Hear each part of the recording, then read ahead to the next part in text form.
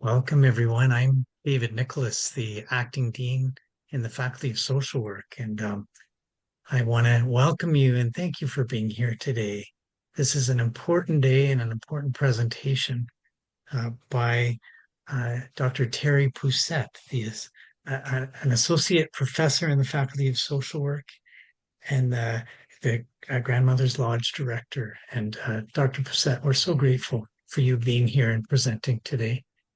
I have the privilege of um, a land acknowledgement, and I just want to acknowledge and pay tribute on this anniversary of the making of Treaty 7.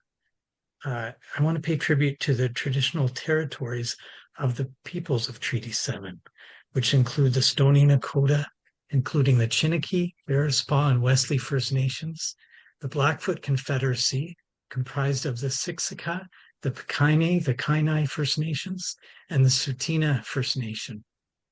The university also recognizes that the city of Calgary is home to Region 3 of the Métis Nation of Alberta. And by virtue of the signing of Treaty 7, the university recognizes that we are all treaty people with important responsibilities, particularly to the Indigenous people upon which we are on unceded territory. We acknowledge the traditional lands and territories of the peoples who have lived on these lands and have taken care of them since time immemorial. And we are honored to share this land with them, and particularly Treaty 7. And I recognize there likely are others across our campuses on other treaty territories, Treaty 6, 7, and 88 likely. And Alberta is also the historical Northwest Métis homeland, which includes 5 territories. So we acknowledge the many First Nations, Métis and Inuit, who have lived and cared on these lands across the regions of our faculty and beyond for generations. And we are so grateful for the traditional knowledge keepers and elders who are with us today and those who have gone before us. And we make this acknowledgement as an act of reconciliation and gratitude to those whose territory we are on. And may we live that out as an act of truth and reconciliation and action and moving forward. I would like to now turn this over to Elder Carrie Moore. Elder Carrie, would you bring us a blessing? Thank you, David, for that. I'm very honored to be able to offer this blessing to all of us who are here, all of those who are listening, and to Dr. Terry, who is going to be presenting for us. This is coming from Kiipitakyoyis Lodge here in the Faculty of Social Work. Kiipitakyoyis is Blackfoot for grandmother, and that's exactly what we do. We provide teachings, both of us, Deandra and myself, and we bring in elders that teach all about social work and all about land-based teachings and all about how you work between the Western worldview and the Indigenous worldview. So let me offer this blessing, which is always how we begin in a good way. Each nation will offer a blessing and use medicines which are slightly different. I am Métis Cree, originally from Saskatchewan. I have been here, however, for 52 years, so I'm part of the Treaty 7 area as well. And I'm an elder with the University of Calgary, and I'm the elder of Kiipitakyoyis Lodge. So welcome to everyone. Let me offer this blessing to begin in a good way to all of us. I'm using sage. Sage is the medicine that grows abundantly here in Treaty 7 territory and many other territories as well, including Treaty 6, where I am from in Saskatchewan. And so I'm going to offer this blessing to honor this presentation, to honor Dr. Terry Poucette, to honor all of the Indigenous and non-Indigenous people that live in this territory who are allies, and to bring us all together in a good way. And so let me light this smudge and offer this blessing, and then we will get Terry to begin the presentation, and we'll get Deandra, who is our lodge keeper here, to offer a welcoming as well.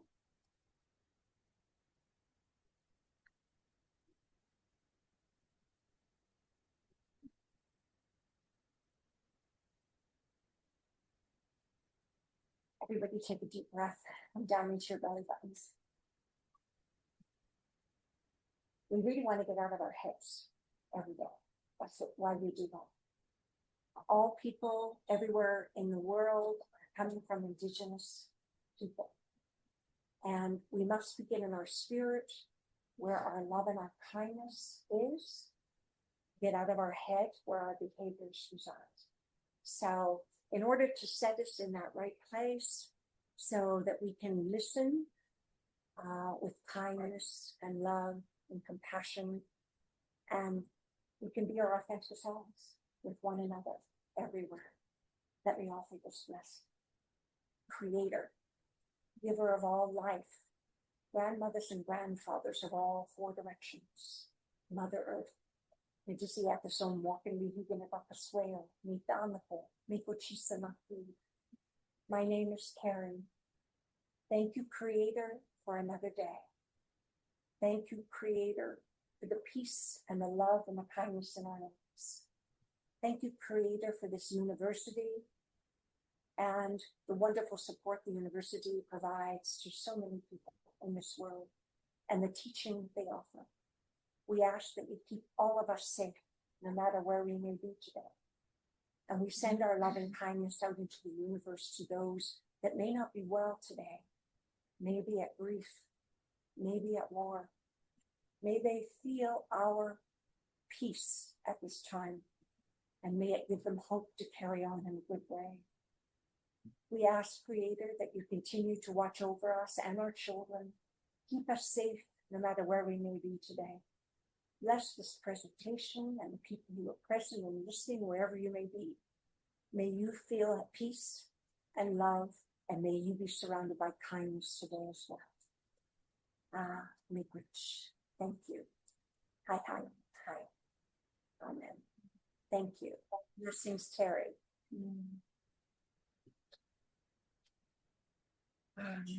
Sego, Deandra. My name is Deandra Neufeld. I am Mohawk Turtle Clan from Six Nations, way out east, about an hour away from Toronto, on my mom's side, and German settler ancestry on my father's side. And I'm also the Kiipitakyoyis Lodge Advisor. I work alongside Dr. Terry Poucette and Elder Carrie Moore. I just want to welcome everybody both here in the lodge. I don't think we've ever had seating like this to break the circle. It feels really odd, but also very happy to have people in the lodge tuning in and supporting Kiipitakyoyis and Dr. Terry Poucette. So yeah, thank you. And also everyone online, thank you so much for joining us. So I'll be very brief because I know Dr. Terry Poucette has so much to share, so much knowledge, and I'm very much looking forward to this. But today is Treaty 7 Day. And what better way to really honor today by learning more about it from the Stoney-Nakoda perspective. Personally, I've been out to Blackfoot Crossing and have been where they signed Treaty 7, but I've always just heard the stories from a Blackfoot perspective. So I'm very much looking forward to Terry's presentation from a Stoney-Nakoda perspective, and the stories and the thoughts from her nation. So with that, I just want to let everyone know. So we're going to have Dr. Terry present, and then we're going to have about maybe a 10-minute Q&A afterwards. if anyone has questions online, if you could please just put your questions in the QA box, and we'll try our best to get to them. And for people here with us in the lodge, we'll try our best to get to your questions after Dr. Terry Poucette has presented. So thank you all for coming. And it's my honor to share a little bit about who Terry is. So first of all, so she is our lodge director. So we're very, very grateful to have her here with our faculty and with our lodge. But I'm just going to read out her bio so you can know a little bit more about her. All right. So Dr. Terry Poucette is a member of the Good Stoney First Nation of the Stoney-Nakoda First Nations of Treaty 7 in Alberta. She was raised on reserve by strong Stoney women in her family who taught her Nakota culture and the Aitha language, which she speaks fluently, very fluently. She's amazing how she speaks so eloquently and beautifully in her language. She has a doctorate in public administration from the University of Victoria, a master's degree in public administration from the University of Victoria, bachelor's degree in First Nation study from Vancouver Island University, and a social work diploma from the Mount Royal University. For her dissertation, Terry researched good First Nations governance. This gave her the opportunity to learn from First Nation leaders, administrators, elders, and community members about the challenges of First Nations governance under the Indian Act regime. After she got her doctorate, Terry was a limited-term assistant teaching professor and manager of the diploma in Indigenous Community Development and Governance at the University of Victoria. Following that, she led the Indigenous Relations Office at the City of Calgary for 4 years. Some of you might have recognized her from there. Terry is currently an associate professor and director of the Grandmother's Lodge, Kiipitakyoyis, here at the Faculty of Social Work. As a resident of the Stoney Reserve, Terry sees firsthand the effects of colonization and language loss.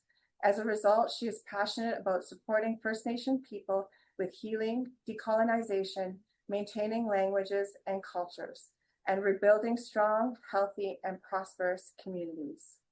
And with that, without further ado, I pass it on to you, Terry. We're so grateful to have you. Thank you, Deandra. Thank you so much for that wonderful introduction. And thank you to Elder Carrie Moore for starting us off in a good way. And thank you to David for acknowledging the lands of Treaty 7 and all of the treaty lands in Alberta. Deandra, can you see my screen? Yes. Okay. Okay, so let me just put my thing on here. So today, as you know, is September 22nd, and it was on this day, 148 years ago, that the Blackfoot, Stoney-Nakoda, and Tsuut'ina Nations gathered with government representatives at Blackfoot Crossing to discuss and make Treaty 7. I cannot speak for the Blackfoot or Tsuut'ina, so today I'm going to share with you the Stoney experience with Treaty 7.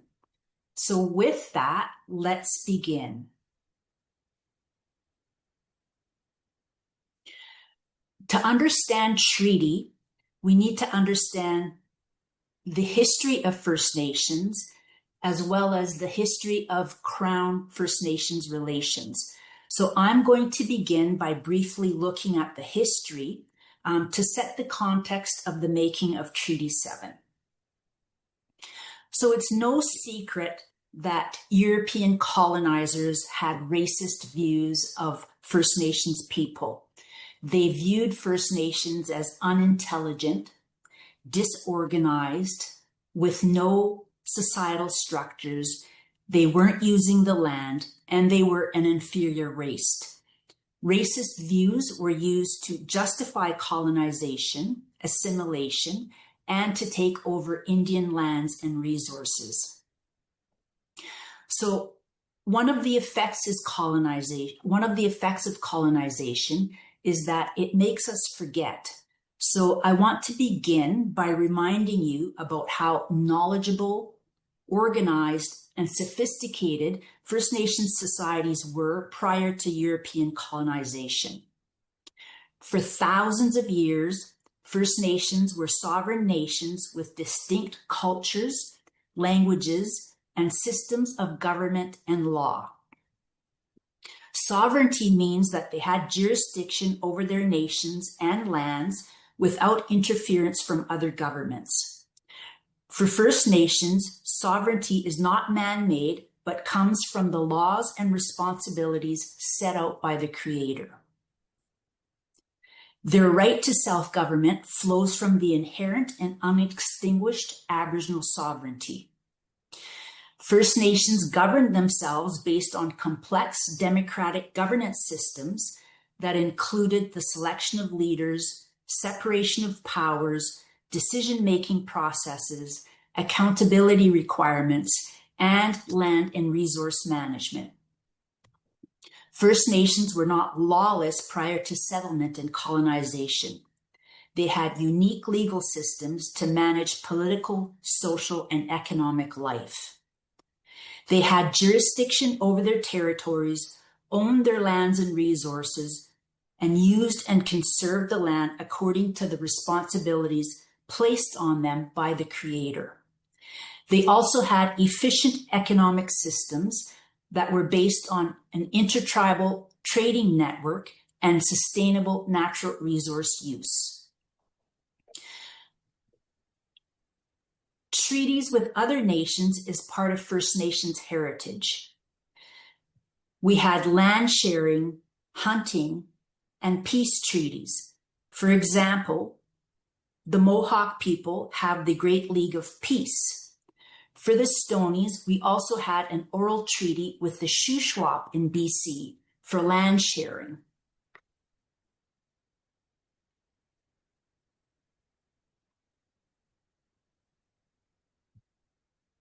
So realizing that they were here to stay, some First Nations formalized relationship with newcomers through treaties of alliance and peace and friendship treaties 100 years before the Crown's official treaty process. Ancient treaties included the Truro-Wampum Belt between the Iroquois and the Dutch in 1613 and between the Iroquois and the British Crown in 1664. On the screen, you see a picture of the Truro-Wampum Belt. Many of you have seen this before. And this is a depiction of the earliest treaties. And it shows one river with two canoes. In one canoe are the First Nations, and in the other canoe are the newcomers. They go on their own paths, and one canoe does not try to take over the other canoe. By ancient treaties, First Nations retained their independence as sovereign nations and ownership of their lands and resources. The fur trade occurred between the 16th and 19th centuries, and fur was the main economic commodity in North America. The participation of First Nations was crucial because the fur-based economy could not function without them. Throughout the fur trade, the Europeans respected the sovereignty of First Nations, and they remained self-governing. The 18th and 19th centuries also saw a substantial amount of wars as European states rallied to take possession of vast resource-rich lands in North America. First Nations also wanted to protect the remaining territories from further European encroachment, and they participated in these wars as allies to the British or the French. There were three wars that were significant during this period. There was the 7 Years' War, the American War of Independence, and the War of 1812. And thanks to the military help it received from First Nations, the British were able to protect Canada from the Americans. Throughout wartime, First Nations were equal partners in military partnership with the British and the French. First Nations sovereignty was recognized, and they governed their nations without interference from settler governments.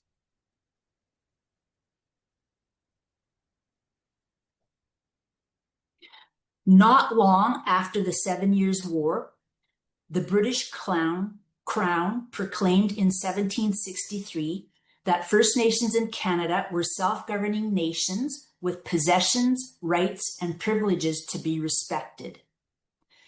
After the British colonies defeated France in the 7 Years' War, King George III decreed the Royal Proclamation of 1763 to claim British ownership of North American lands and provide guidelines for European settlement in what would become Canada. The Royal Proclamation emphasized the importance of the relationships between the First Nations and the Crown and established a fiduciary responsibility by stating that the Crown had an obligation to protect Indians and Indian lands from unscrupulous settlers and traders. First Nations were not to be molested or disturbed by settlers or traders on their territories. The Royal Proclamation recognized that First Nations had title to their lands and were the owners. Accordingly, only the Crown was permitted to attain Indian lands, but had to do so through treaties. Around the time of the Royal Proclamation, the British entered into several treaties with First Nations. The first round of these treaties were known as peace and friendship treaties.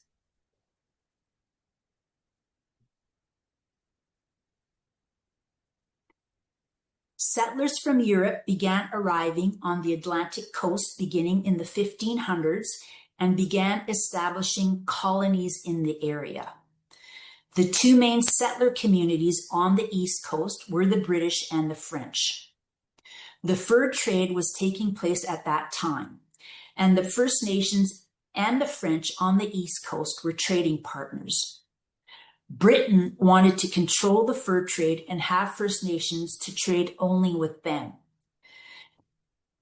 Because of Europeans taking First Nations land to build their colonies and encroaching on First Nations fishing grounds, there were wars between the British and the First Nations people of the Atlantic. The British were also fighting with the French over control of the Atlantic region. First Nations often allied with the French and fought alongside them against the British. In addition, the Americans were attempting to enlist the help of the Atlantic First Nations in their rebellion against British rule. Between 1725 and 1779, the British entered into several peace and friendship treaties with the Atlantic First Nations to control the fur trade, end hostilities with First Nations, diffuse their alliance with the French and Americans, and establish political control over the Maritimes. The peace and friendship treaties assured that First Nations retained their fishing, hunting, and planting grounds, and no First Nations lands were surrendered in these treaties. It wasn't long, however, that settler governments refused to honor the peace and friendship treaties. After 1780, the peace and friendship treaties were essentially ignored by government.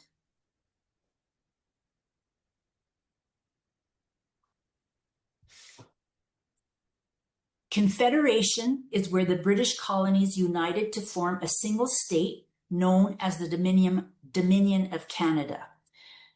July 1st, 1867 was the date chosen for the Union to take effect, and Canada was born. First Nations were not included in the discussions leading up to Federation. They had no say on the major features of the basic structure of the new Canadian state. They were not equals or partners in Confederation. Instead, government ignored the treaties that recognized First Nations nationhood and sovereignty and gave itself power over Indians and Indian lands through Section 9124 of the British North America Act, which later became the Canadian Constitution. Historical records show that the Mohawk chiefs opposed the government giving itself jurisdiction over Indians and Indian lands. They wrote, You say we are subjects to the British government and ought to be controlled under those laws which were passed in the Dominion Parliament by your government. We will now inform you and your government personally that we will follow our ancient laws and rules. Settler government had colonization on its mind for a long time and was passing Indian laws before Confederation. Section 9124 of the Canadian Constitution legitimized its actions and paved the way for more assimilation laws, including the Gradual Enfranchisement Act of 1869 and the Indian Act of 1876.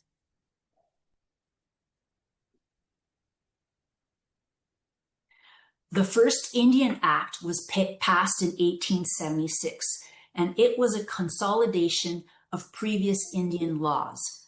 Assimilation was the main policy objective of this law. The transition from self-governing nations to legal incompetence was now complete. Indians were recast as a dependent ward, in effect, a child of the state. In law, a natural person is a living human being with rights and obligations. In the Indian Act, First Nations people were not considered natural persons. The Indian Act decided who was an Indian. An Indian had to be someone of Indian blood or a non-Indian woman married to an Indian man. Indian women who married non-Indian men were not recognized as Indians. Indian women were excluded from taking part in band elections since the Indian Act restricted decision-making to male members of the band 21 years of age. Sovereignty and self-government were no more, as the Indian Act severely restricted the governing powers. All decisions of band council had to be approved by Indian Affairs. Indians who earned a university degree, became doctors, lawyers, or clergymen, or enlisted in the military were automatically enfranchised, whether they wanted to be or not. In keeping with the clear policy of assimilation, the Indian Act made no reference to the treaties that were already in existence. The Indian Act ignored the treaty rights and created an oppressive, assimilative regime that conflicted with treaty rights. For example, the Indian Act took control over Indian lands and resources, which clashed with the treaty right to access and use our lands and resources.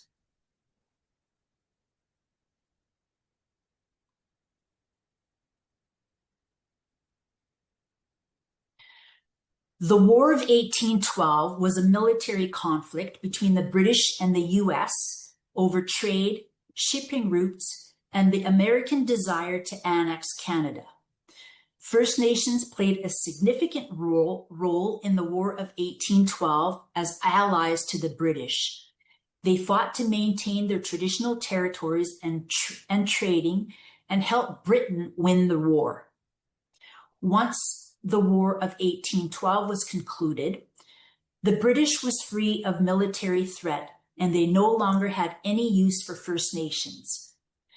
Government policy changed from friendship and military alliance with First Nations to moving them to reserves and freeing up their land for settlement and resource development.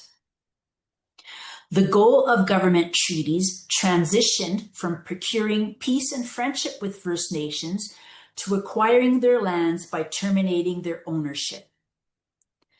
The first round of land cessation treaties were the Robinson and Douglas treaties. That was followed by 11 numbered treaties made between 1871 and 1921. Finally were the Williams treaties in 1923. First Nations had a history of intertribal treaty making where oral agreements were kept and both sides benefited equally from the treaty. With more settlers arriving on their lands, First Nations knew they would have to rely on treaty with settler governments to build relationships and alliances protect their ways of life, and what was left of their lands and resources for future generations. First Nations knew that they would be sharing their lands with settlers, but never imagined that most of their land would be taken and they would be left with barely anything.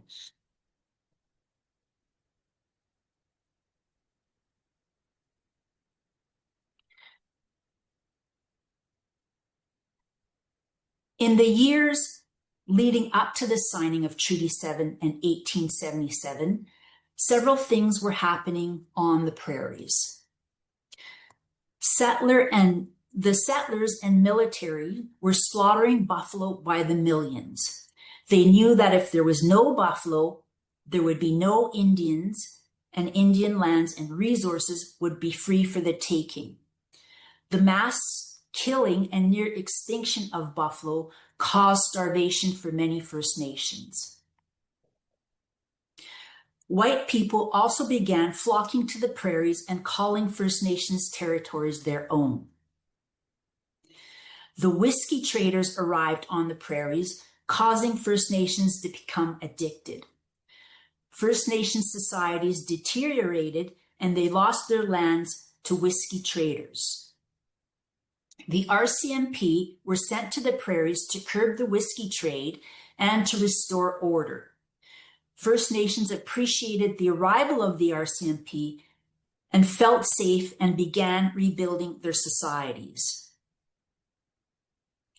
At that time, the federal government wanted British Columbia to join Canada and promised to build a railway to the West Coast to connect British Columbia with the rest of the country. The railway was to go through the prairies, the traditional territories of First Nations, and the Royal Proclamation of 1763 required treaties to get Indian land to build the railway. First Nations did not want to give up their lands for the railway. So Canada's first Prime Minister, John A. Macdonald, withheld rations and starved First Nations to force them to accept treaty and move on to reserves. The Blackfoot, Stoney, and Tsuut'ina knew that the Cree had signed Treaty 6 the year before.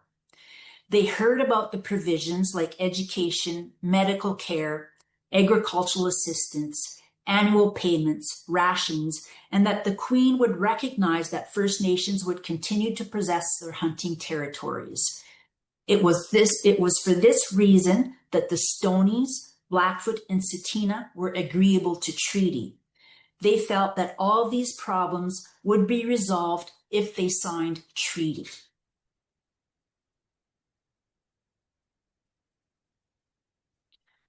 So what influenced the Stonies to sign treaty? There was two reasons. The first being father and son, George and John McDougall. They had established a mission in Edmonton, and they decided to promote Christianity further into the wilderness and chose what was then known as Morley as their new permanent mission. The father, George McDougall, was a government spokesperson, and he promoted the West for settlement and convinced First Nations to trust government. He advised the government to sign treaties with First Nations in Saskatchewan and Alberta. The McDougalls encouraged the Stonies to cooperate with government from the start. The Stonies believed they were sincere, important leaders, men of God, and the Queen's representatives. The McDougalls said that the Queen would honor the promises of the treaties. The Stonies had confidence in the McDougalls and thought that what they said about treaty must be true. The Stonies thought that the McDougalls were working to get the best deal for them in treaty. They didn't know that they were working to secure our lands for settlers. The other influence was the RCMP. Because of the whiskey trade and crime and violence that came with it, the RCMP was sent to our area in 1874.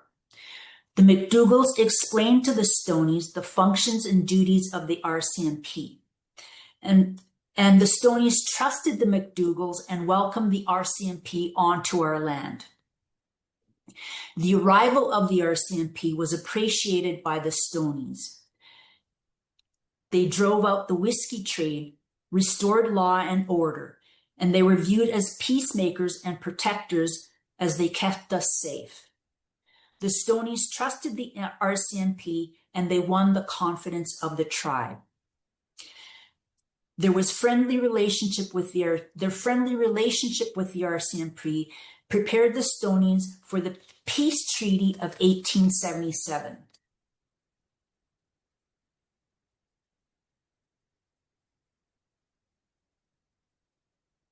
On July the 12th, 1877, an order in council was made to negotiate treaty with the Blackfoot and Sarcee. The negotiations were scheduled for mid-September 1877. The McDougals advised the Stoney leaders to go to Blackfoot Crossing to sign an adhesion to Treaty 6. The Stonies arrived on September the 17th, 1877 at Blackfoot Crossing. On September 19th, Commissioner David Laird delivered his major address and said, "The Great Spirit has made all things, the sun, the moon, the stars, the earth, the forest, and the swift-running rivers. It is by the Great White Spirit that the Queen rules over this great country and other great countries.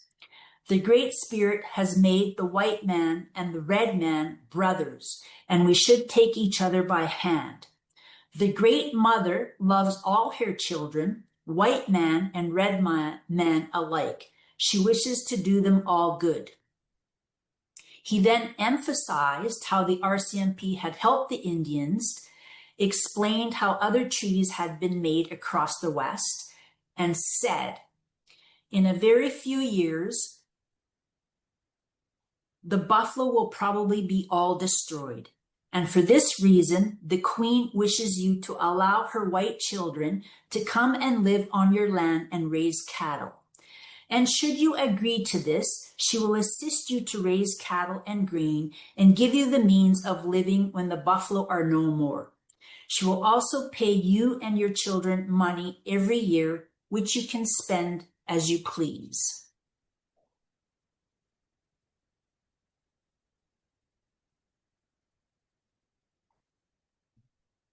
And so what you see on the screen is what the government said it would give the Blackfoots, Sarcees, and Stonies. So a bonus payment of $12 the first year. Thereafter, $5 for the people and $15 for the leaders. Reserves, the right to hunt on lands not occupied by settlers, subject to regulations. $2,000 a year for ammunition, salaries for teachers, clothing and rifles for counselors, and a medal and flag for chiefs, axes, handsaws, augers, grindstones, and files for the chiefs and counselors, and cows, bull, hose, spade, hay forks, and plow for families.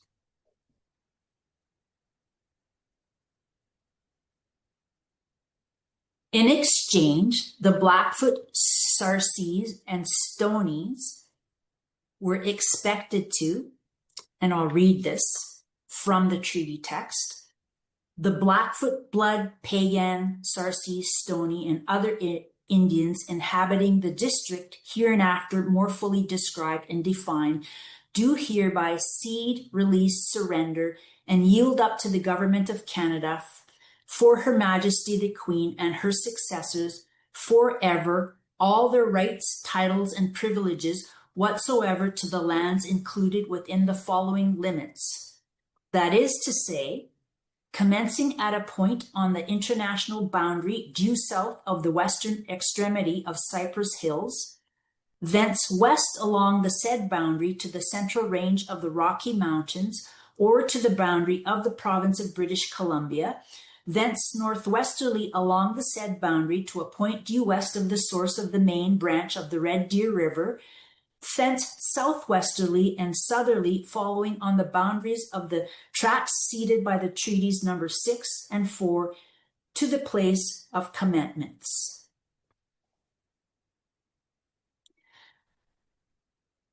And also all of their rights, titles, and privileges whatsoever to all other lands whenever situated in the Northwest Territories or in any other portion of the Dominion of Canada, to have and to hold the same to Her Majesty the Queen and her successors forever. Indians also had to promise to live at peace with other Indians, the Métis and the whites, obey the Queen's law, and refrain from molesting settlers in surrendered territories.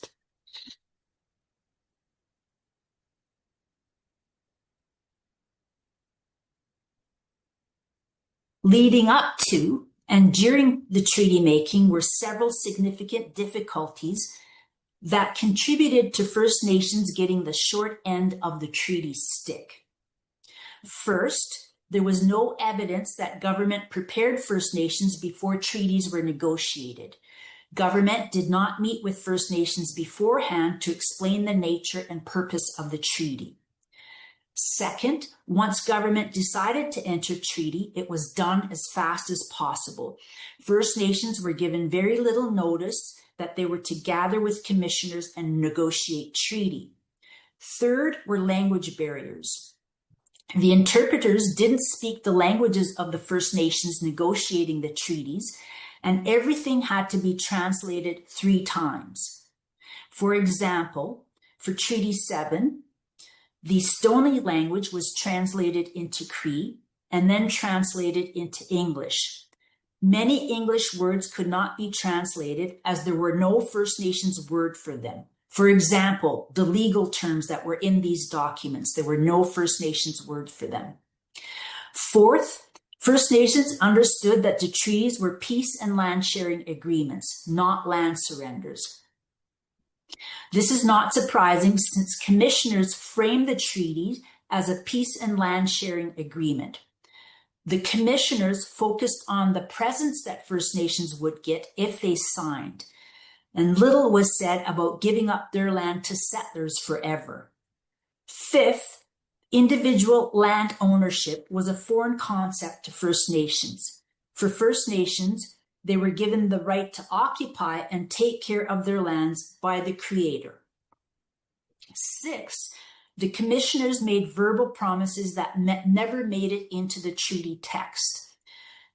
In First Nations oral traditions, spoken promises were always kept and thought that the white man would honor the spoken promises. They didn't realize that in the white world, only the written word would be honored.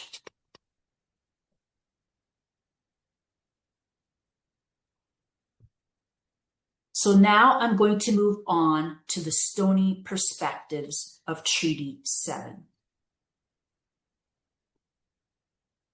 The first thing is that the Stonies believed that Treaty 7 was a peace treaty because the missionaries, the McDougals, told the Stonies when and where the treaty was to take place. They were told to gather at Blackfoot Crossing to make a peace treaty. The McDougall said that money would be given out, but their weapons must be laid down. He said, "Make peace and the Queen will look after you." Second, the Stonies believed that the government would take care of us. Commissioner Layard said, "You will live a comfortable life. I will look after you. You will not go hungry." And this is recorded in government records. And then McDougall told the Stonies, "The government will look after you." They promised that everything would be paid for by the government, and government would look after us and not lead us astray. Third, the Stonies believed that they would live as they wished. The Stonies will live wherever they like, and the Stonies believed that they had the right to live as they wished with nobody telling them how to live. They also believed that the treaty would end the liquor trade and stop the horse stealing. The Stonies went to the treaty so that the liquor would not be made available to them and that horse stealing would stop. The Americans brought the whiskey to the Indians and they traded their hides for liquor.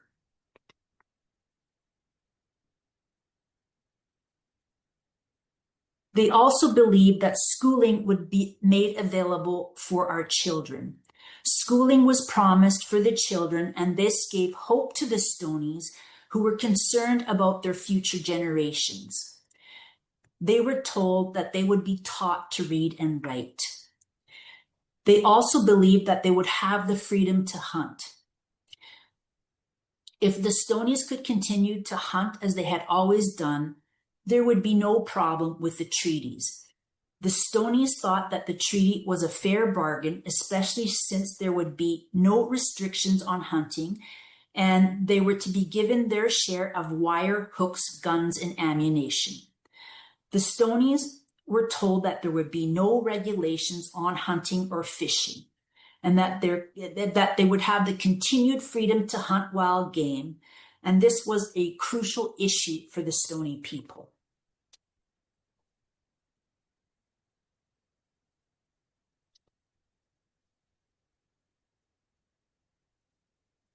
The government also promised the Stonies cattle so that they could make a living, given the disappearance of buffalo and the increasing scarcity of wild game. They also promised agricultural machinery and equipment so that the Stonies could also make a living through farming. There was no discussion during the negotiation of Treaty 7 that the Indians would be giving up their land ownership. The McDougals only knew very basic Cree and were unable to communicate the full details of the agreements to the Stonies. What Stonies agreed to was a peace treaty, not a land surrender treaty. The only time each tribe was told anything about land was when they were asked to select reserve lands.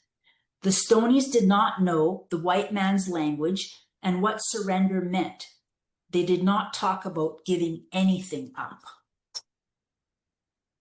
They did not know that they were being asked to give up their land forever. The Stonies believed that they could keep their land as long as the sun shines and the rivers flow. They also believed that the treaty was a land sharing agreement. The Stonies believed that they were not surrendering land at Treaty 7, but had agreed to share their land with the newcomers. The Bearspaws did not give their land away. They explicitly said at Treaty 7, "I do not give up this land, I will only share it."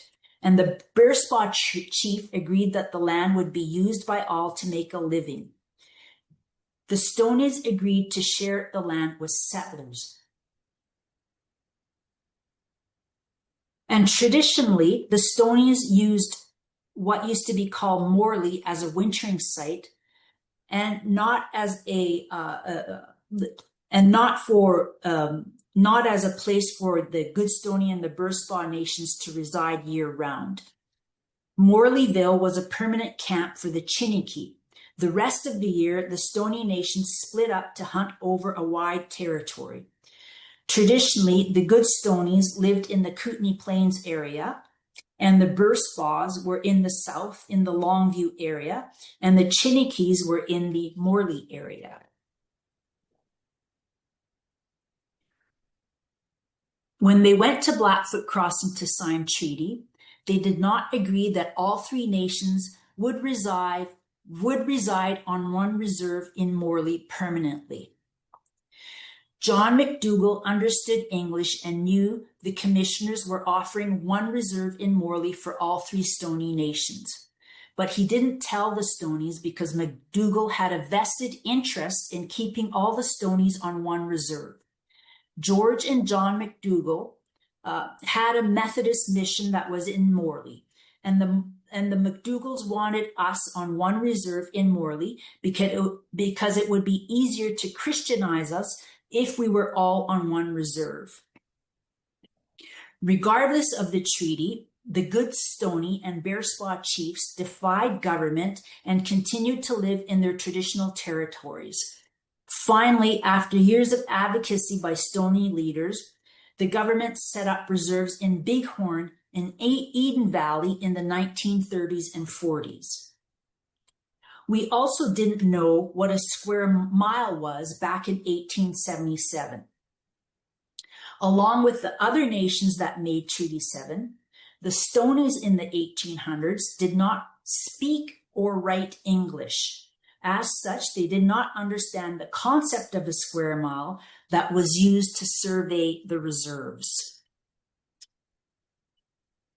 Not understanding the concept of a square miles, the Stonies were shocked when they realized how little reserve land was surveyed for them. They did not understand that the government would assign reserve land based on 1 square mile per family of 5. They thought the government officials were saying the land that they would get would correspond what they had described as their territory that they wanted.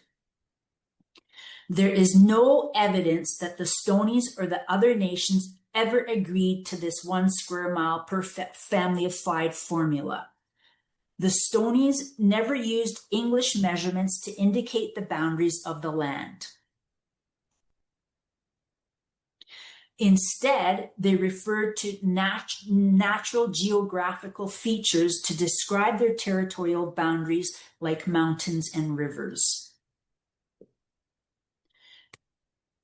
The commissioners also asked for agricultural land for incoming settlers.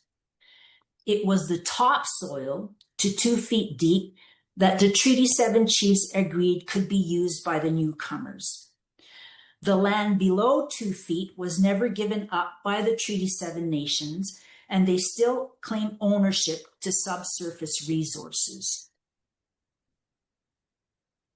Again, the Bearspaw chief was quoted as saying at Treaty 7, "I will only share the surface with government."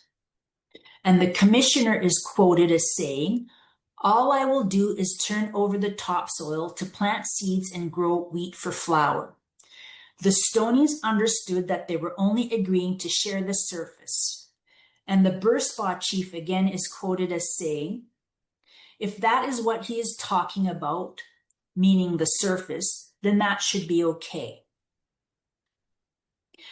And First Nations have always known about oil and coal and used them for different things like oil to caulk their canoes.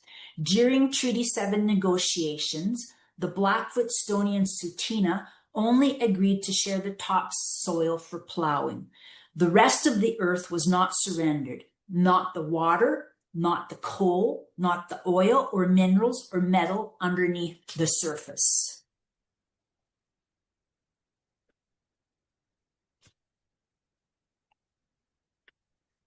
The parties to the treaties have different viewpoints of the treaties.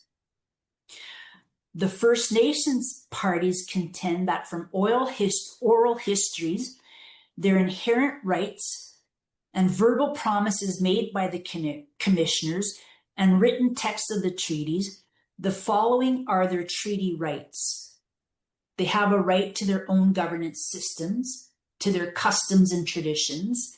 They have a right to shelter, to annual payments, to the welfare of their children. They have a right to their lands and resources, to health, to education, to hunting, fishing, and trapping on their traditional territories, and the right to justice. The spirit and intent of treaties refers to the underlying principles, purposes, and mutual understandings that guide the creation of treaty beyond its written terms. While not written into the treaty text, the First Nations viewpoint reflects the spirit and intent of the treaty. As you can see from the government side, they have a literal viewpoint of the treaty and only consider what was written in the treaty text as treaty rights. They view treaty rights as the right to reserves, annuities, hunting and fishing on unoccupied land, schools and teachers on reserve, and one-time benefits, including farm equipment, animals, ammunition, and clothing. The federal and provincial governments have restrictive interpretations of treaty and claim that treaty rights are limited to written promises made by First Nations, made to First Nations by commissioners during treaty negotiations. The Supreme Court of Canada, however, has set out the principles in the interpretation of treaties in the Marshall case and said a technical or contractual interpretation of the treaty should be avoided. The Supreme Court of Canada also said that treaty rights must not be interpreted in a static or rigid way.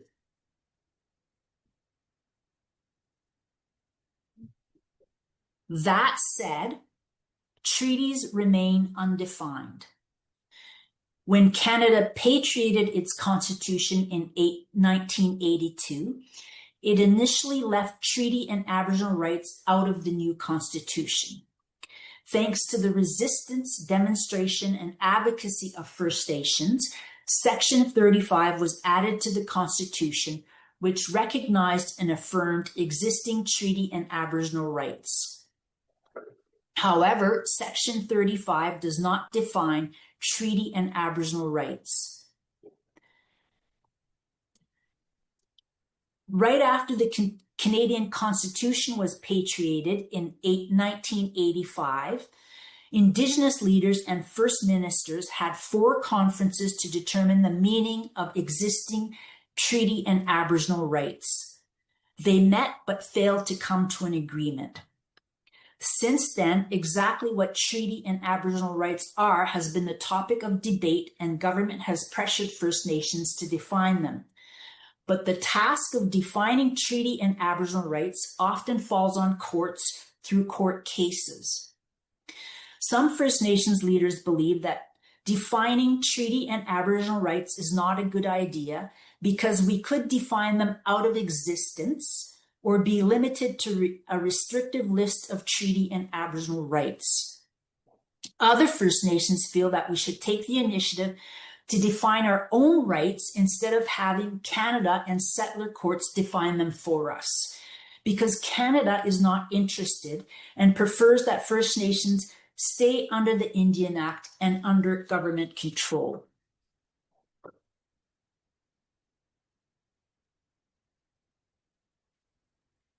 First Nations have resisted colonization and have fought for their rights since settlers arrived on First Nations territories.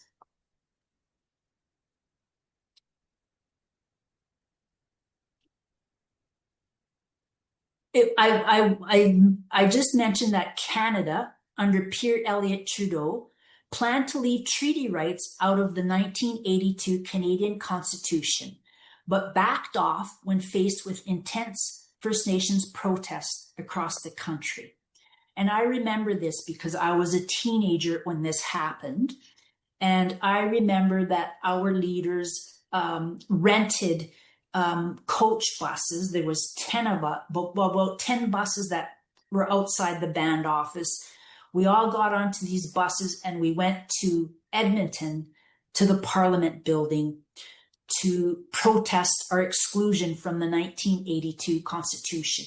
There were literally thousands of First Nations people on the Alberta legislative lands. And these protests happened in every province simultaneously. Other First Nations across the country have taken the government to court over broken treaty promises and the violation of treaty rights. For example, Kainai sued Canada in 1980 because of the size of their reserve did not match the treaty promise. A couple of years ago, the Supreme Court of Canada said that Kainai was right, but said that the provincial statute of limitations to sue had run out. Other cases include Grassy Narrows First Nations, which sued Ontario for issuing licenses for the use of lands protected by treaties. The Ermineskin and Sampson Nations also sued government for failing its fiduciary obligations to properly invest their oil and gas royalties held for bands by government under treaty. Mississauga Cree in Treaty 8 sued Canada over its approval to build a road that would run through the Mississauga Reserve. The road would negatively affect their hunting and trapping areas and their traditional lifestyle protected by the treaty. First Nations sometimes win court cases over treaty rights, but implementing court decisions and securing respect for treaty rights is a struggle. It takes a long time and it is very, very costly.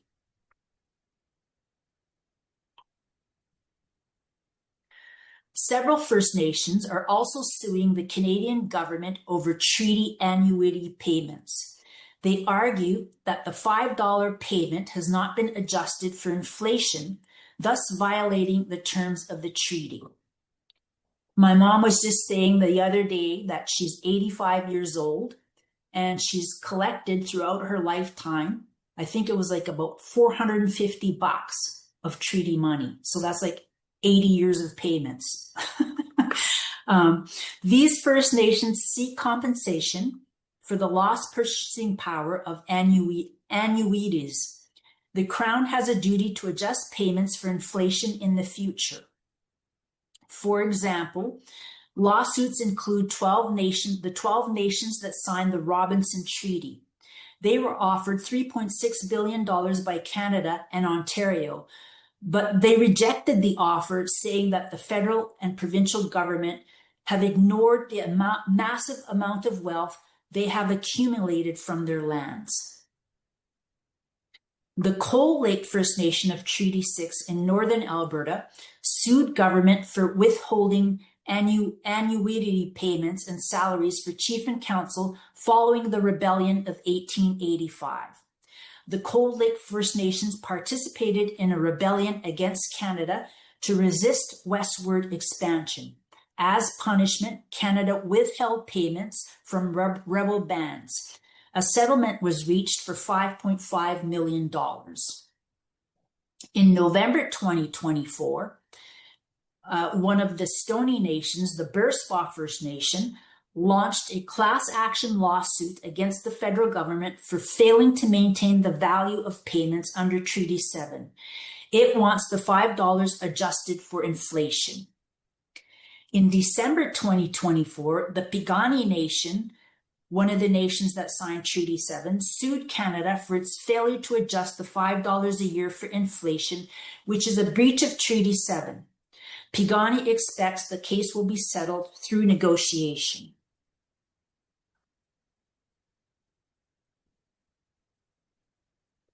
And you've probably heard about cows and plows settlements.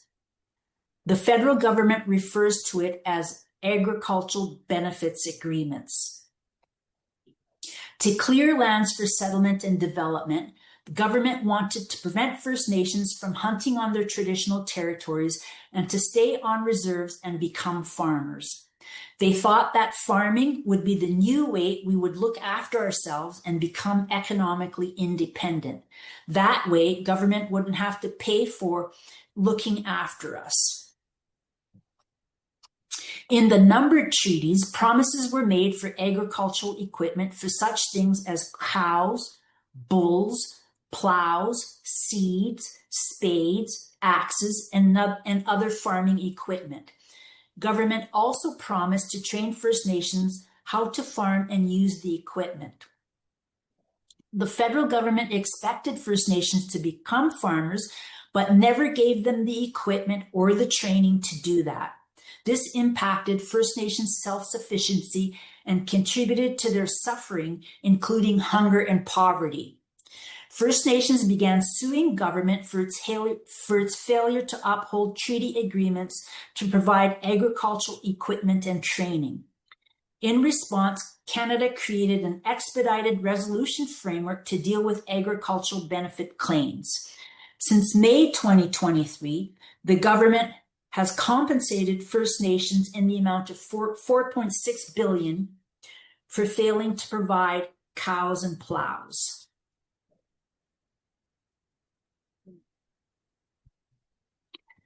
There are some First Nations that are worried about accepting cows and plows agreements. Those that are opposed to cows and plows agreements make 2 points. The first is that the federal government has added a release clause to these agreements. This means that once First Nations sign the agreements and accept the settlement, it releases the federal government of the responsibility to provide agricultural equipment and training to that First Nation in the future. The federal government is released of having to provide the treaty right to agriculture for that nation now and forever.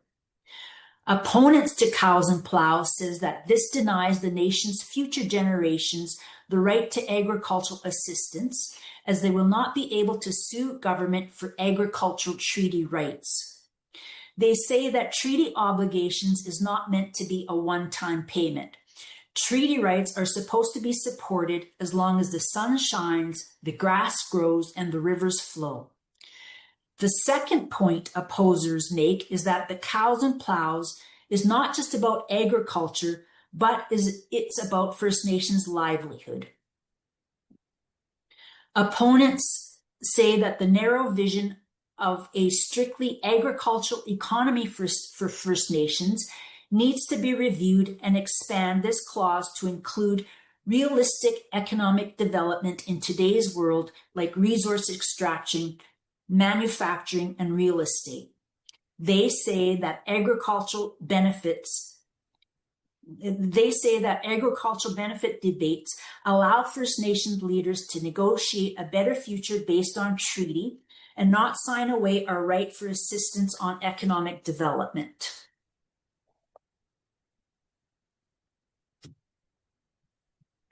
Now, what are modern treaties? Modern treaties originate from the Calder case in 1973.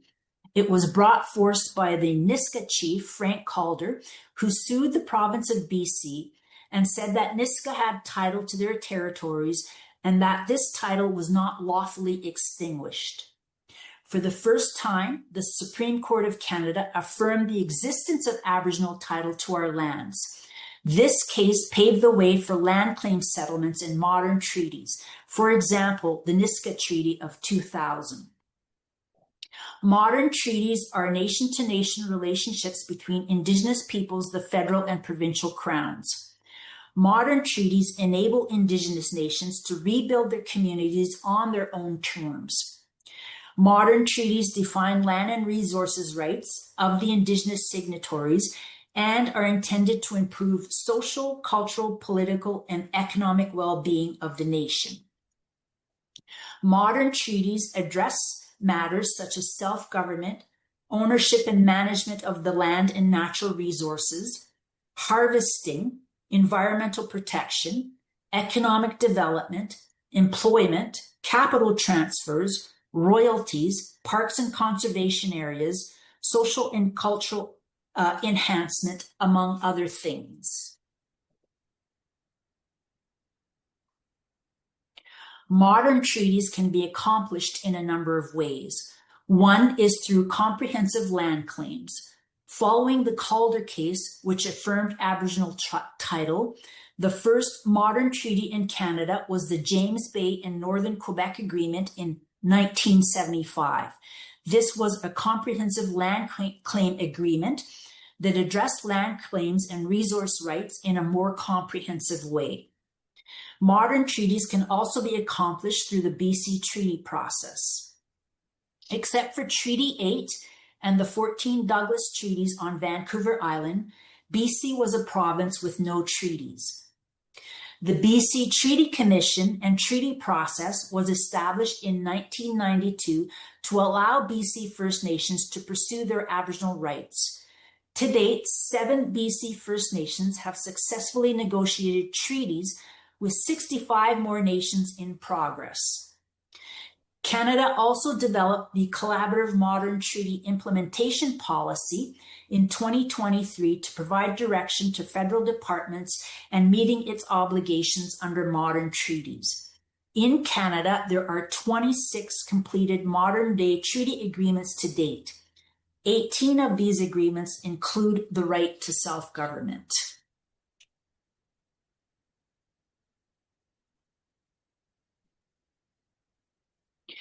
First Nations have an inherent right to govern themselves.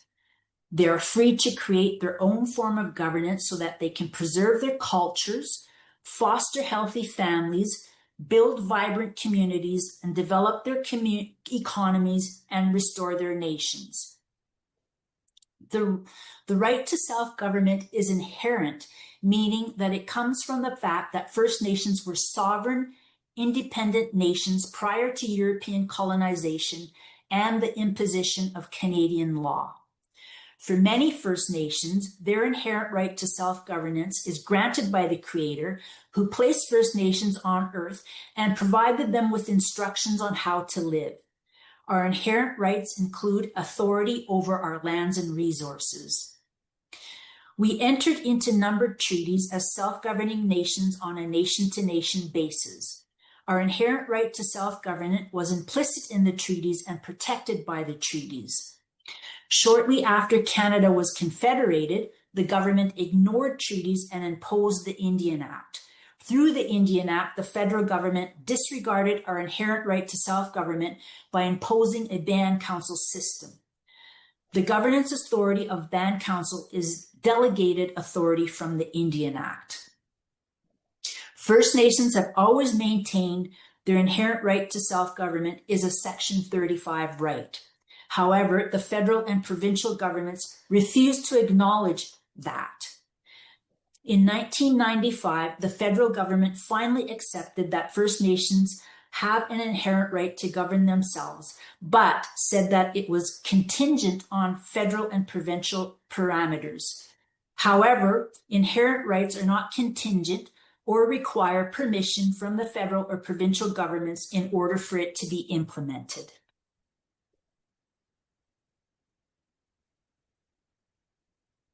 First Nations know that self-government will contribute to effective governance and help resolve the challenges that they face.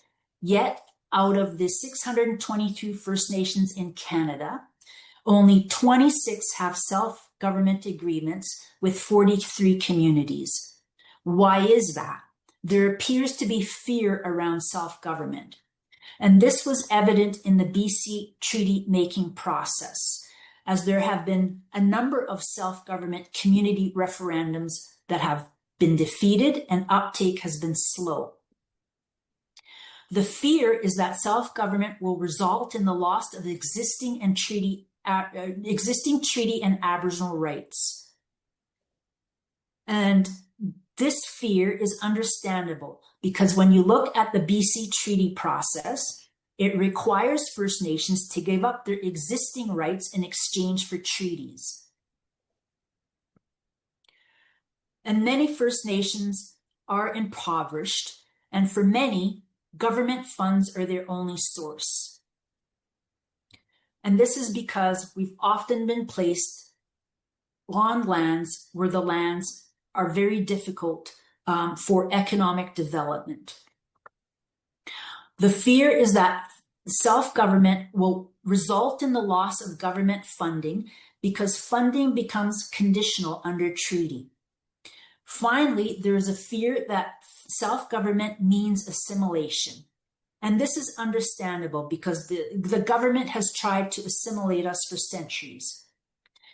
And this exists to present day, with the most recent example being Stephen Harper's First Nations Private Property Ownership Act, where it ignored the collective ownership and intended to privatize reserve lands. First Nations are suspicious that government will try to assimilate them under the guise of self-government. The issues of Indigenous governance are very complex, and there are many historical and contemporary factors that come into play.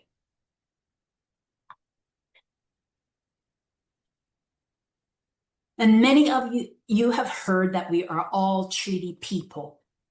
What does this mean? During my dissertation research, I had the privilege of interviewing chiefs from the nations that signed Treaty 7. Here is what one of the Blackfoot chiefs said, and I'll quote him. "It wasn't just the Red Indian who got treaty rights. It was the white man that got treaty rights. Look at all the land they took away from us. That's their treaty rights. Look at all the resources and the oil and gas and what have you. They took all of that away from us. That's their treaty rights." People talk about treaty rights. They always think, oh, it's special things that are owed to Indians. No, they also have treaty rights. They forgot how much more they got in comparison to what we got. Whether you are Indigenous, a settler, or newcomer, if you live on Turtle Island, you are a treaty person. The privilege and good lives that most Canadians enjoy are a result of lands and resources that Canada got through treaties. So the next time anyone suggests to you that First Nations are a tax burden and haven't contributed anything to Canada, I encourage you to remind them that we are all treaty people, and the good lives that they live and the properties that they own were only possible because of treaties. And that concludes my presentation. Ishnish.